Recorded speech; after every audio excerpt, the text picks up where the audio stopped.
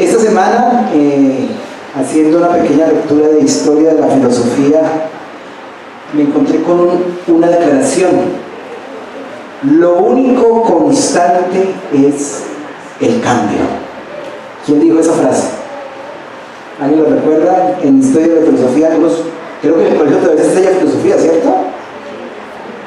Creo que a algunos no les pusimos mucha atención a esas clases. Heráclito de Éfeso, lo único constante es el cambio. Y creo que es una realidad en nuestras vidas. Todo cambia, ¿cierto? Miremos nuestro físico. Miremos una foto de nosotros hace 20 años, 30, 40, y los que puedan 50, y los que puedan 60 años atrás. A hoy, ¿ha habido cambios o no? Claro, nuestra corporeidad cambia. Yo le decía a los jóvenes hace unos años atrás, los músculos que tienen, las curvas que tienen, no duran para siempre. Todo cambia. Había cosas en mis 20 años que yo realizaba. Por ejemplo, me encantaba montarme en los juegos mecánicos, montaña rusa, y no tenía problema. Y a los 30 años ya no pude montarme más. Me monto y me bajo totalmente mareado. Y hay cosas que no puedo hacer a mis 30 y no tengo que empezar a cumplir 50 o 60 como Walter para ver que hay cosas que han cambiado en nuestra corporalidad. Hay cambios en los estados de ánimo. Un día estamos arriba, otro día estamos abajo, otro día volvemos a estar en la mitad, otro día vamos arriba. Hace parte de nuestra realidad humana, los cambios, los estados de ánimo, las condiciones de vida, ¿cierto? La economía cambia. Un día tal vez afrontamos circunstancias de mucha escasez. Otro día, por la bondad del Señor, otro momento de nuestras vidas, tenemos y logramos cierto patrimonio. Y quién sabe si más adelante tendremos lo que tenemos hoy. Todo cambia. Todo cambia. Como decía otro filósofo, se me olvidaba, nada dura para siempre. Una canción de Héctor Lavoe. ¿Se acuerda esa canción? Todo tiene su final, nada dura para siempre. Mire, estas realidades nos las muestra también la palabra del Señor. Y hace 8 días iniciamos nuestro estudio del libro de Jonás. Jonás es un libro que nos muestra la realidad del predicador. Y Jonás nos muestra que el predicador no necesariamente es un extraterrestre.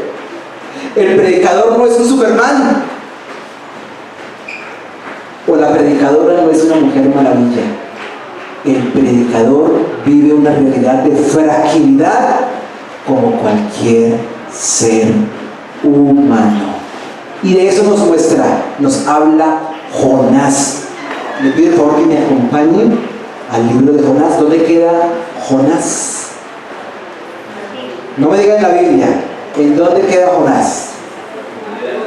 Antiguo Testamento. Acompáñenme por favor con sus Biblias. Jonás, capítulo 1.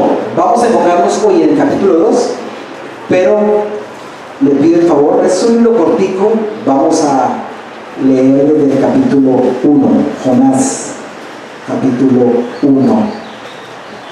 ¿Lo tenemos? ¿Lo encontramos? Jonás, capítulo 1, versículo 1. Vino palabra de Jehová a Jonás, hijo de Amitai, diciendo: levántate, ve a Nínive, aquella gran ciudad, y pregona contra ella, porque ha subido su maldad delante de mí. Vea la respuesta de Jonás. Jonás Se levantó, ¿pero para qué? Para huir de la presencia de Jehová a Tarsis, y descendió a Jope y halló una nave que partía para Tarsis, y pagando su pasaje entró en ella para irse con ellos a Tarsis, lejos de la presencia de Jehová. Pero Jehová, ¿qué hizo?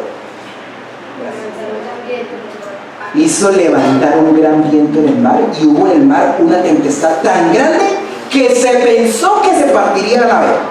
Los marineros tuvieron miedo y cada uno clamaba a su Dios, y echaron al mar los enseres que había en la nave para descargarla de ellos. Pero Jonás había bajado ¿a dónde? ¿Qué dice el texto? Al interior de la nave, y se había echado a dormir.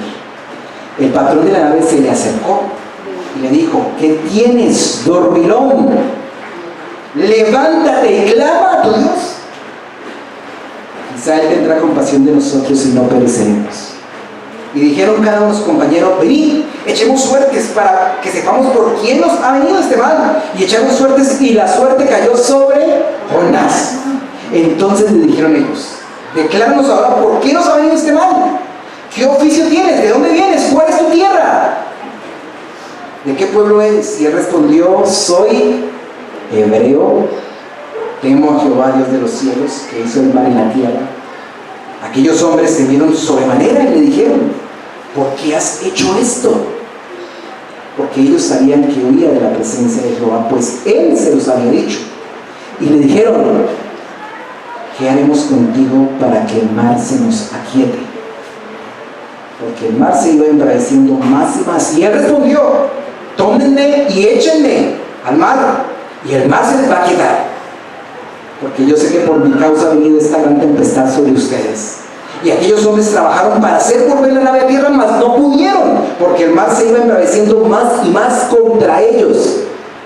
Entonces clamaron a Jehová diciendo: te rogamos ahora, Jehová, que no perezcamos nosotros por la vida de este hombre, ni pongas sobre nosotros la sangre inocente, porque tú, Jehová, has hecho como has querido. Y tomaron a Jonás y lo echaron al mar, y el mar se aquietó de su furor. Entonces temieron aquellos hombres a Jehová con gran temor, ofrecieron sacrificio a Jehová, hicieron votos. Nuestra reflexión de hoy comienza a partir de este versículo 1:17. Pero Jehová tenía preparado ¿qué? Un gran pez para que tragase a Jonás. Y estuvo Jonás en el vientre del pez, ¿cuántos tiempo? 3 días, 3 noches. Entonces oró Jonás a Jehová su Dios en el vientre del pez, y dijo: invoqué en mi angustia a Jehová, y él me oyó. Desde el seno del Seol clamé, y mi voz oíste. Me echaste a lo profundo, en medio de los mares, y me rodeó la corriente. Todas tus ondas y tus olas pasaron sobre mí. Entonces dije: desechado soy delante de tus ojos, mas aún veré tu santo templo. Las aguas me rodearon hasta el alma, rodeóme el abismo, el alga se enredó en mi cabeza. Descendí a los cimientos de los montes, la tierra echó sus cerrojos sobre mí para siempre. Mas tú sacaste mi vida de la sepultura, oh Jehová, Dios mío. Cuando mi alma desfallecía en mí, me acordé de Jehová, y mi oración llegó hasta ti en tu santo templo. Los que siguen vanidades ilusorias, su misericordia abandonan. Mas yo, con voz de alabanza, te ofreceré sacrificios. Pagaré lo que prometí, las salvaciones de Jehová. Y mandó Jehová al pez, y vomitó a Jonás en tierra. Señor, en esta mañana, permítenos, por favor, llegar a tu palabra. ¿Qué tienes para decirnos hoy, Señor, en estas realidades? Necesitamos la ayuda de tu Santo Espíritu con poder en mí, Señor, para exponer tu palabra. Pero en este ejercicio no solo soy yo responsable, mis hermanos como oyentes, muévete en ellos, para que con toda diligencia pongan atención a tu palabra y ninguna distracción les desenfoque. Porque en este ejercicio de escuchar tu palabra hay una doble responsabilidad: el que expone y el que oye. Porque el que tenga oídos para oír, que oiga. Señor, permítenos ser abordados por tu palabra. Apunta a aquellas realidades. Apunta, Señor, a sacudir lo que tiene que ser sacudido en nuestros corazones, en nuestras mentes. Reafirma lo que tiene que ser reafirmado. Tócanos, proyéctanos, háblanos. Te lo pedimos en el nombre de Cristo Jesús. Amén y amén. Bueno, miren por favor en su texto bíblico. Miren esas palabras del capítulo 2.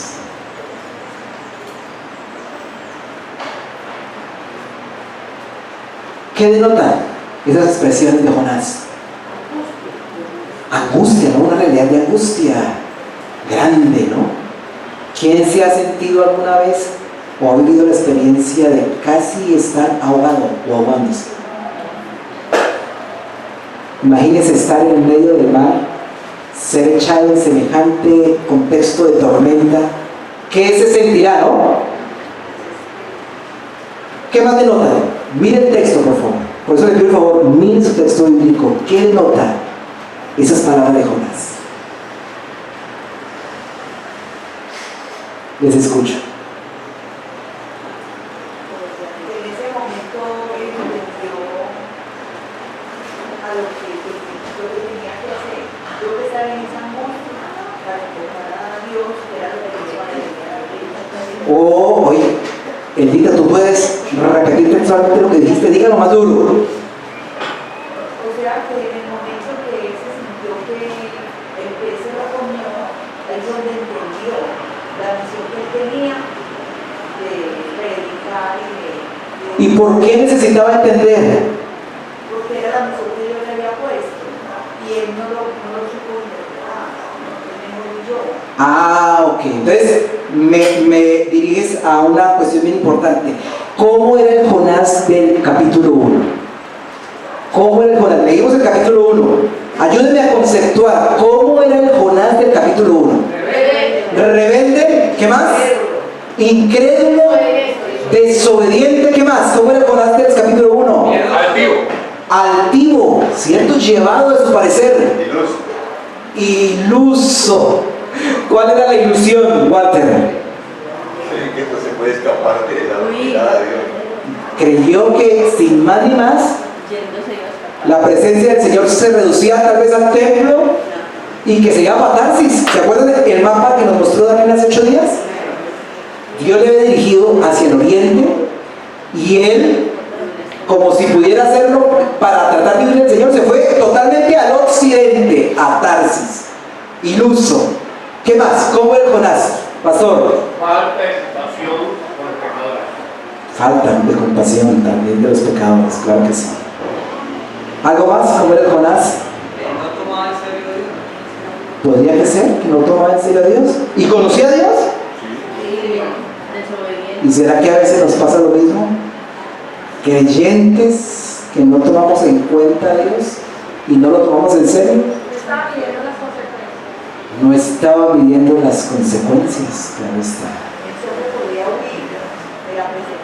Pensó que pensaba hoy. Veo también un matiz de, como de desdicha y de depresión, ¿no?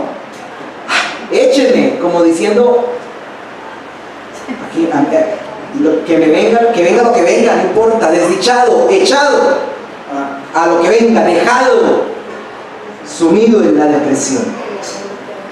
Ahora, miremos una vez más, con base en lo que hemos visto en este Jonás del capítulo 1, las palabras del capítulo 2, ¿qué denotan? Las palabras del capítulo 2, ¿qué denotan? Arrepentimiento, pastor.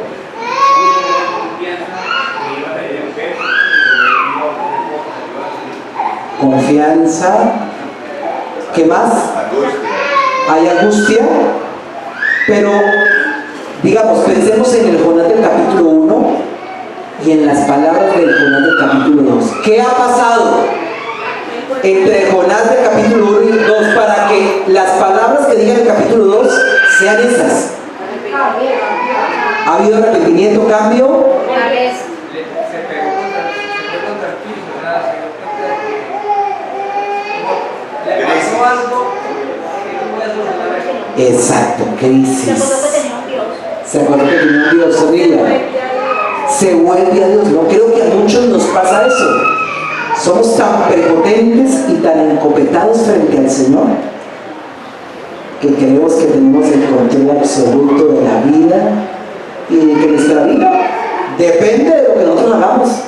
Confiamos más en nuestro patrimonio, confiamos tal vez más en nuestros títulos, en nuestras influencias tal vez, y nos damos el lujo de dejar de confiar en el Señor. Pero tienen que pasar circunstancias que derrumben nuestras seguridades para hacer una voz de reflexión. Eso es lo que yo quería denotar en las palabras de Jonás. Es una voz de reflexión. Las palabras de Jonás son una voz de reflexión. Díganlo conmigo, por favor. Reflexión. Yo quiero invitarle que en este capítulo 2 veamos 3 componentes de la reflexión de Jonás. 3 componentes en la reflexión de Jonás. Y lo primero, el primer componente que vamos a ver, el primer componente que vamos a realizar, a desarrollar, es la fuente de la reflexión. Les pregunto, ¿cómo se origina la reflexión de Jonás? ¿O qué origina la reflexión de Jonás? ¿O cuál es la ocasión para que Jonás vuelva los pies? Estoy hablando en forma metafórica, vuelva los pies a la tierra. ¿Qué origina la reflexión? Adolfo. Hay una posición de nosotros como seres humanos, cuando estamos pasando por dificultades, pensamos en muchas veces que lo que estamos viviendo es el límite del límite. Pero la oportunidad que tuvo Jonás de estar dentro del pez se dio cuenta que hay otro límite más para abajo. Y de ese límite más para abajo que hay que seguir a Dios. Exactamente. Entonces, ¿cuál es la fuente de la reflexión? ¿Cuál es la fuente? La angustia, la adversidad, exactamente. La reflexión de Jonás se origina en primera medida en esa falta de control de sí mismo. Creo que es parte de la realidad de la vida. No entendemos hasta cuando recibimos los porrazos de la vida. Dios no quiere, o Dios quisiera, como cualquier padre, que sus hijos, aprendiéramos por prevención. Pero cuando no queremos aprender por prevención, nos estamos exponiendo a aprender por corrección. Mira, no tienes que llegar a las circunstancias difíciles para acordarte de Dios. ¿Tú crees que nada te va a pasar en la vida? ¿De que eres dueño o dueña del mundo? No te confíes de eso. Mañana puede pasar cualquier cosa y tus seguridades, tus habilidades, tus confianzas se derrumban. Y ahí es donde vas a tener que aprender y volver tu mirada al Señor. La crisis, la adversidad fue la fuente de la reflexión de Jonás. Pero hay un segundo aspecto muy importante que el texto no lo muestra. Quiero que me acompañen, miren su texto, por favor, versículo 17 del capítulo 1 y versículo 10 del capítulo 2. ¿Qué hay de común en 1:17 y en 2:10? Miren ese texto, miren esos 2 versículos, por favor.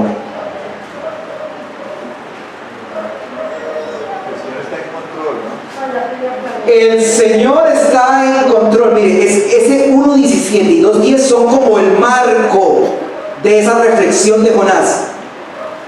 Pero Jehová tenía preparado un gran pez que tragase Jonás. Y 2:10, y mandó Jehová al pez.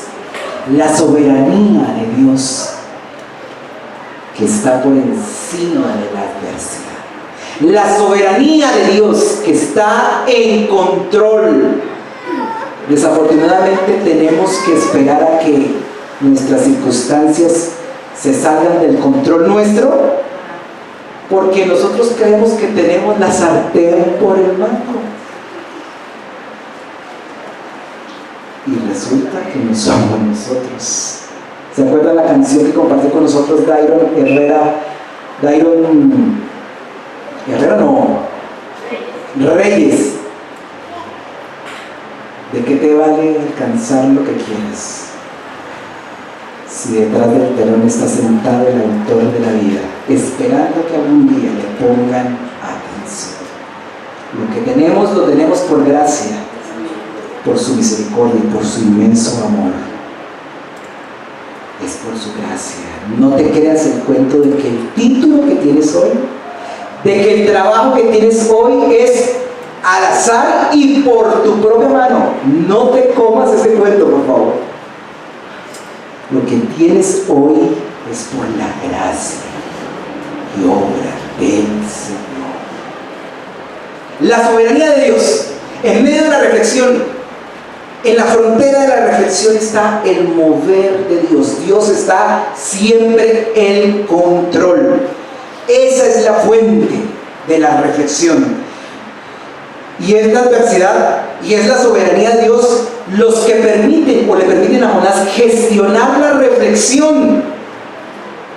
Es ahí, en medio de la adversidad y en medio del mover de Dios en la adversidad, donde ese rebelde empieza a ser forjado. Es en medio de la adversidad y en la soberanía de Dios donde ese dejarse llevar de su parecer se empieza a encauzar. Es en esa adversidad y en la soberanía de Dios donde esa ilusión, tan iluso, es que se podía escapar de la presencia del Señor, esa ilusión empieza a desvanecerse. Es en medio de la adversidad y de la soberanía de Dios donde su desdicha, su despreocupación empieza a cambiar. Esa es la fuente de la reflexión de Jonás. Hay un segundo aspecto en esta reflexión, un segundo componente en la reflexión de Jonás, y son los aprendizajes. La reflexión trae aprendizajes. Cuando empezamos a despertar, como antes estábamos tan obnubilados, tan encopetados y bien porrazo, ahí empezamos a darnos cuenta. Hay un proverbio que dice: antes de la caída viene la altivez. Ponga la atención, antes de sus porrazos en la vida estamos con los pies en el aire, creyendo que nos va a ir bien, creyendo que la decisión que tomamos era la mejor, y en mitad de camino lo que considerábamos que era mejor se convirtió en peor. ¿Cuáles son los aprendizajes? Mire esta frase. Voy a estar mencionando líneas de ese capítulo 2. Entonces oró Jonás a Jehová su Dios. Más adelante dice: mas tú sacaste mi vida de la sepultura, oh Jehová, Dios mío. ¿Qué denotan esas palabras? Recuerde, el Jonás del capítulo 1 quería ignorar a Dios por completo. Si miramos el capítulo 1, no hay ni una referencia o una descripción de Jonás hablándole a Dios. Ni siquiera lo determinó. Pero aquí en el capítulo 2, en la reflexión, mire lo que está diciendo: oró Jonás a Jehová su Dios, mas tú sacaste mi vida de la sepultura, oh Jehová Dios mío. ¿Qué ha pasado ahí? Humillación, reconocimiento. Su perspectiva de Dios cambió. Su perspectiva de Dios cambió. En medio de la altivez, ni nos acordamos del Señor. Cuando todo va bien, ni nos acordamos del Señor. Cuando todo va viento en popa, ¡qué peligro! Cuando todo va viento en popa, porque ahí aflora nuestra tendencia a mandar sobre nosotros mismos. Ignoramos a Dios, ni le buscamos, dejamos de leer su palabra, dejamos de buscarle, le ignoramos por completo. Pero en medio de la adversidad, la perspectiva de Dios cambia. ¡Ay, sí! Jehová, Dios mío. Jehová, Dios mío. Ahora la reflexión me impulsa a orar, a dirigirse al Señor, a tenerlo en cuenta, a invocarlo. Dice, invoqué en mi angustia a Jehová, dice la reflexión de Jonás. Ahora clama a él, dice, desde el Seol clamé. Y más allá, sabe que el Señor le escucha. Él me oyó, dice una de las frases de la reflexión. Mi voz oíste, dice la reflexión también. Mi oración llegó hasta ti en tu santo templo. Ahora, en medio de la adversidad, Jehová Dios le es necesario a Jonás. En medio de la adversidad, el Señor le es necesario. Cuando mi alma desfallecía en mí, me acordé de Jehová. Un segundo aprendizaje. Mire estas líneas. Me echaste a lo profundo. ¿Qué versículo dice eso? ¿En qué versículo? 3. Me echaste a lo profundo en medio de los mares y me rodeó la corriente. Todas tus ondas y tus olas pasaron sobre mí. Entonces dije, ¿qué dije? He sido expulsado de su presencia, esa versión. Desdichado soy de delante de tus ojos. ¿Cuál es la reflexión allí? A ver, pongamos atención. ¿Quién echó a Jonás al mar en el capítulo 1? Los marineros. Y ahora miren cómo, ¿qué es lo que está diciendo Jonás? Me echaste a lo profundo. ¿Qué pasó? ¿Cuál es el cambio ahí? Reconoce al Señor, ¿cierto? Permítame plantearlo así. Hace una relectura de su realidad. Lee su realidad de una forma diferente. ¿En qué consiste el cambio de lectura de la realidad de Jonás? En que ahora le tiene en cuenta. Tiene en cuenta en su realidad. En medio de la adversidad, Jonás se da cuenta de que el Señor siempre está actuando. Me echaste. Y empieza en la lectura de su realidad a tenerlo en cuenta. Eso es muy importante. Empieza a ver otra vez a Dios en medio de su realidad. Cuando lo ignoraba por completo, ahora Jonás empieza a ver la realidad de una manera diferente, teniendo en cuenta al Señor. Ahora, con base en otra parte de la reflexión, mire lo que dice otra parte de la reflexión. Las aguas me rodearon hasta el alma. ¿En qué versículo está eso? 5. Las aguas me rodearon hasta el alma. Rodeóme el abismo. Ese rodeóme es lo mismo que me rodeó. Rodeóme el abismo y el alga se enredó en mi cabeza. descendí a los cimientos de los montes, la tierra echó sobre mí sus cerrojos para siempre. ¿Qué reconoce Jonás con estas líneas?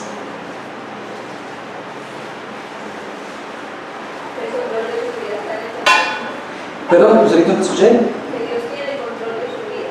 Que Dios tiene control de su vida. Que fue el mismo Señor quien hizo todo esto. Lo rodeó, lo echó en esta resolución. Fíjense que, reconoce la soberanía del Señor. Fíjense que quiero recordar al Jonás del capítulo 1, al Jonás deprimido, al Jonás echado. No le importa. En medio de la tormenta se puso a dormir abajo en la parte baja del bote.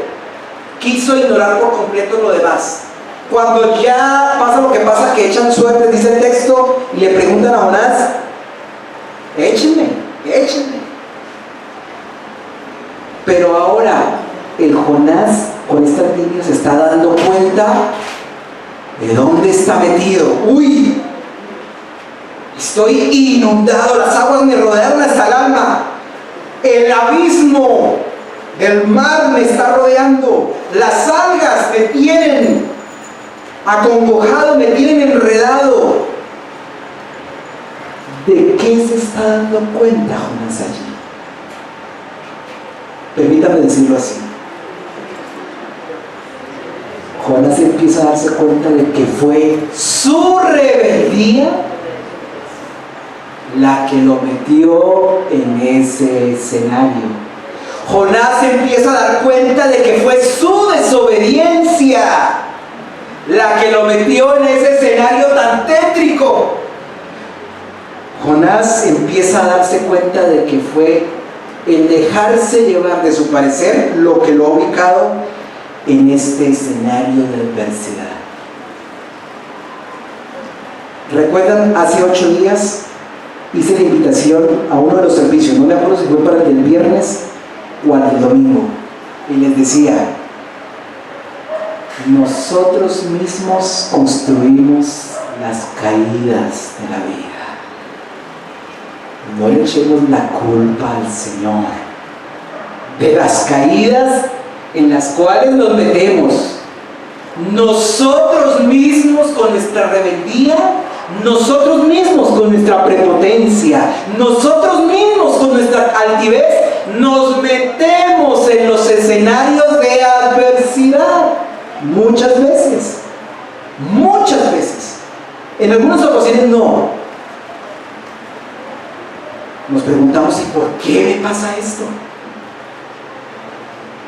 Y tenemos el descaro de preguntarle a Dios: ¿y por qué? ¿Quién desobedeció? ¿Quién se hizo el loco? ¿Quién se creyó el presumido que podía tener el control? ¿Dios? No, fuiste tú.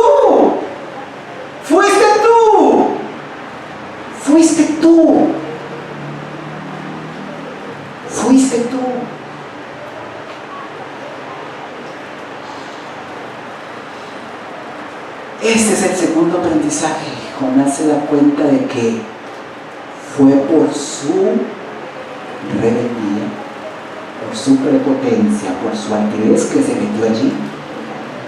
Pero también reconoce y empieza a leer su realidad, en donde Dios empieza a tener el control, empieza a darse cuenta de la soberanía de Dios. Por eso lee y dice: me echaste en lo profundo del mar. Ese es el segundo aprendizaje. Hay un tercer aprendizaje en la reflexión. Miren estas líneas: mas aún veré tu santo templo. Otra línea: mas tú sacaste mi vida de la sepultura, oh Jehová, Dios mío. ¿En qué versículo está la primera línea? Mas aún veré tu santo templo. ¿En qué versículo? 4. Y la segunda: mas tú sacaste mi vida de la sepultura, oh Jehová, Dios mío. ¿Qué hay? ¿Qué aprendizaje hay ahí?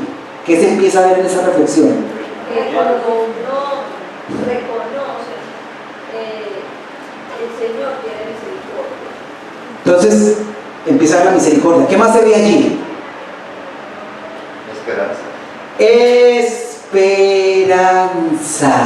Mire, cuando estamos metidos en la adversidad, y lógicamente cuando hacemos una reflexión correcta de la realidad, empieza a haber vestigios de esperanza en medio de la adversidad. Mas aún veré tu santo templo. Está diciendo, no sé cómo, pero sabe que verá y volverá a estar en condiciones de ver el templo. Mas tú sacaste mi vida de la sepultura. Empieza a ver, solo cuando hacemos reflexión,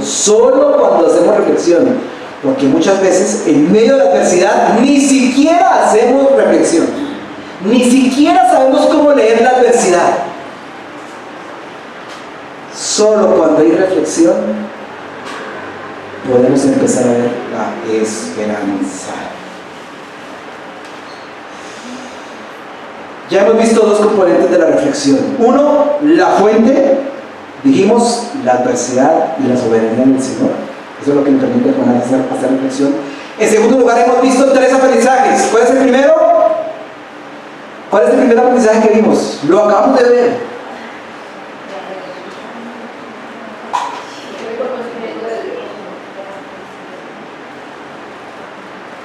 ¿Cuál es el primer aprendizaje?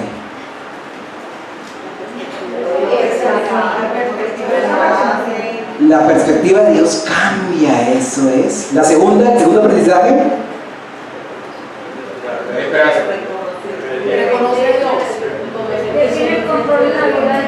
Se reconoce la soberanía del Señor. Hay una relectura de la realidad con la soberanía y reconociendo que donde estoy yo fue porque yo me lo busqué. Esa es una relectura de la realidad. Y en tercer lugar, cuando hacemos reflexión hay visajes de esperanza. Por último, el último componente de la reflexión de Jonás es un principio de vida. Acompáñame por favor y mire el versículo 8. ¿Cuál es el principio de vida que aprende Jonás? Los que siguen vanidades ilusorias, su misericordia abandonan. ¿Cuál es el principio que Jonás aprende allí? Los que siguen vanidades ilusorias, su misericordia abandona. ¿Cuál es el principio? ¿Qué está diciendo Jonás? ¿Cuál es el aprendizaje que lo ha llevado a vivir esa circunstancia? Los que siguen vanidades ilusorias. ¿Cómo traducen otras versiones ese versículo 8? Hay unas que traducen el texto como los que siguen a los ídolos. Las vanidades ilusorias son ídolos. ¿Qué pasa cuando nos dedicamos a seguir un ídolo? Usted me va a decir, pero yo no venero ninguna imagen de talla. No tiene que venerar una imagen de talla. Los ídolos es toda cosa o persona o circunstancia que ocupa el lugar que solo Dios merece en el corazón. ¿Qué es una vanidad ilusoria? ¿Qué es un ídolo? La belleza. Creemos que siempre vamos a estar lindos y bonitos. El orgullo. Créaselo. Todo pasa. Creemos que siempre vamos a estar fuertes y en control. No coma cuento. Todo pasa. Porque tenemos un patrimonio hoy abultado, creemos que siempre lo vamos a tener. No coma cuento. Todo pasa. Porque tenemos un puesto importante que me da prestigio. Ay. Todo pasa. Porque tengo amigos importantes. porque me puedo mover, caminar, reír, gozar la vida, entre comillas. Todo pasa. No tienes el control, no tienes la sartén por mano. Cualquier falencia en tu salud te puede dejar paralítico, cuadraplégico. Cualquier circunstancia puede acabar con lo que tú das por sentado. ¿Crees que mañana despertarás? No comas cuento. ¿Crees que hoy te acostarás con bien? No sabemos. Por eso no vayas tras vanidades ilusorias. No vayas tras vanidades ilusorias. ¿Crees que porque detrás de ti están todos los hombres más cotizados, o detrás de ti están todas las mujeres que desean a cualquier hombre? No comas cuento. Todo pasa. Vanidades ilusorias. Los que siguen ídolos y vanidades ilusorias, su misericordia abandonan. No le eches la culpa a Dios cuando estés en la adversidad que tú te buscaste. No le eches, no tengas el descaro ni la desfachatez de echarle la culpa a Dios en la adversidad que tú, por tu rebeldía, por tu prepotencia, por tu altivez, por tu obnubilación, te buscaste. Los que siguen vanidades ilusorias, su misericordia abandonan. Pero al mismo tiempo, Jonás asume un compromiso con ese principio de vida y dice en el mismo versículo 9, en el siguiente: mas yo, es decir, viene diciendo, los que siguen vanidades ilusorias su misericordia abandonan, mas yo con voz de alabanza te ofreceré sacrificios, pagaré lo que prometí. ¿Qué expresan esas líneas? ¿Qué compromiso está expresando Jonás?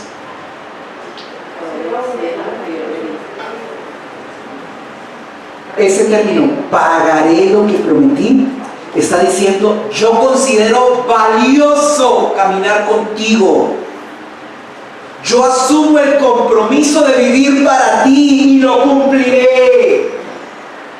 Yo asumo el compromiso de vivir y de seguirte a ti y no a los ídolos. Y lo haré, es determinación.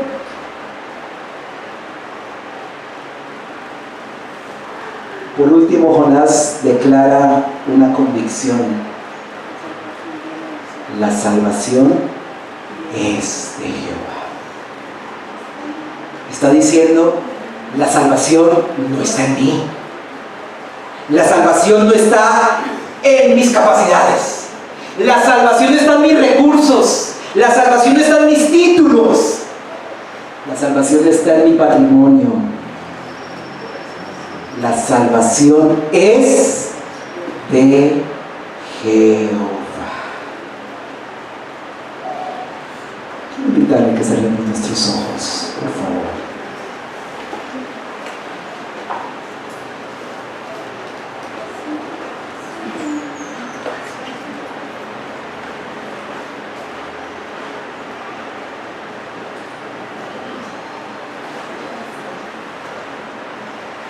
¿Será que hoy tú y yo debemos hacer reflexión?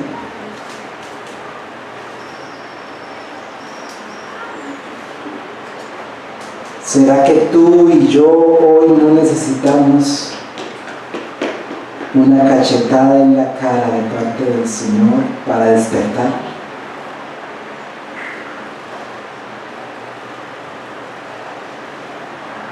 ¿Será que tú y yo no necesitamos un porrazo en la vida para entrar en conciencia? ¿Cómo estás delante del Señor?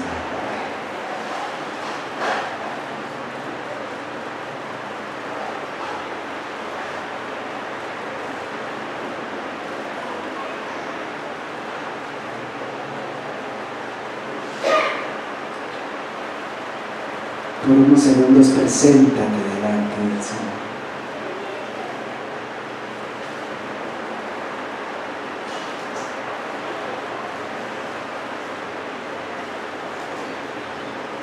¿Cuál es la reflexión?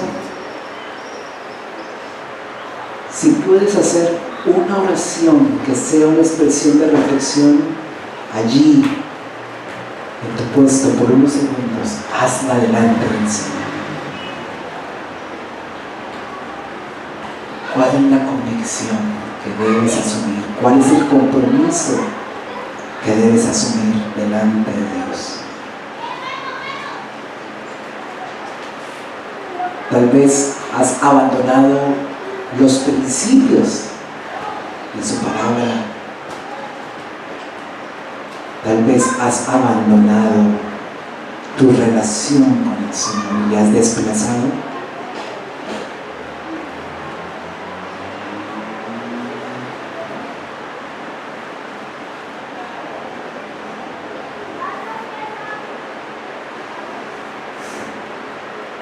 Haz tu reflexión ahora.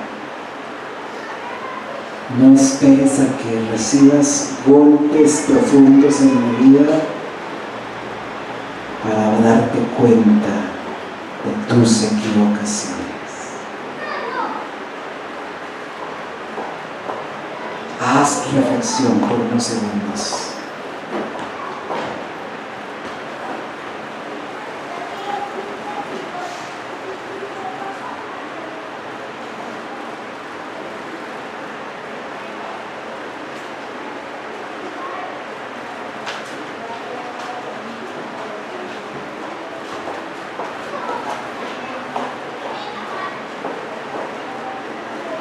Si hay alguien que tiene que hacer una reflexión contundente en su vida, le voy a pedir el favor que se ponga en pie allí en su puesto. No le voy a pedir el favor que no me diga o nos diga. Déjeme orar por usted, por favor. Si hay alguien que necesita hacer una reflexión y se da cuenta ahora de un cambio que necesita hacer en su vida, póngase sobre sus pies, por favor.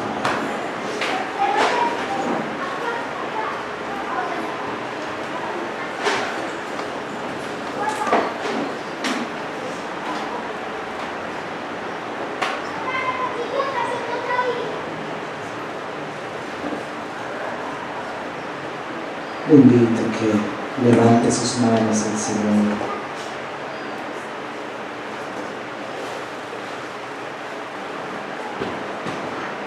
Y ore a Dios con su reflexión. Tal vez necesite pedir un perdón.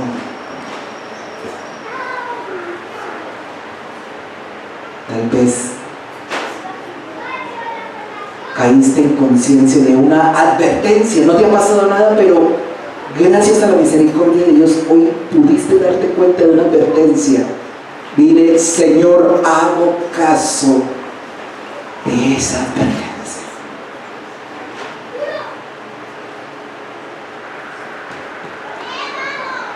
Tal vez en la reflexión tengas que decirle: reconozco que cometí esto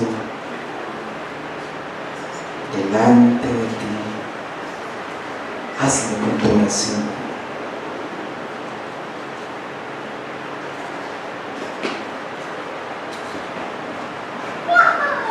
Dile: Señor, ayúdame,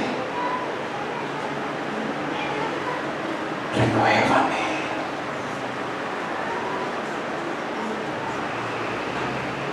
purifícame.